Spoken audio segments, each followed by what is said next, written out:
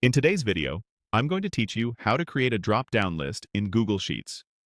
This is a simple way to keep your data clean, consistent, and easy to enter. Whether you're tracking project statuses, selecting categories, or standardizing responses, a drop-down helps everyone pick from the same approved options without typos. Start by opening your spreadsheet and highlighting the cell where you want the drop-down to appear. If you need the same drop-down in multiple places, drag to select a range of cells now, so the rule will apply everywhere at once. Taking a moment to select the right cells up front saves time later. Next, go to the top menu and click Data. This is where Google Sheets keeps tools that control how information is entered and validated. From this menu, choose Data Validation. A panel will open on the right side of your screen, ready to help you define the rule for your dropdown. In the panel, click Add Rule. This tells Sheets you're creating a new validation rule for the cells you selected. You'll see the Apply to Range already filled with your selection, which you can adjust if needed. Make sure it's correct before moving on. Now, adjust it to your desire.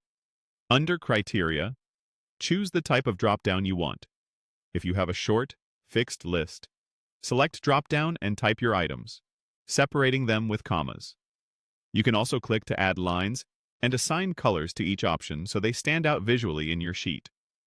If your list already exists elsewhere, choose Dropdown from a range, then pick the cell range that contains your options.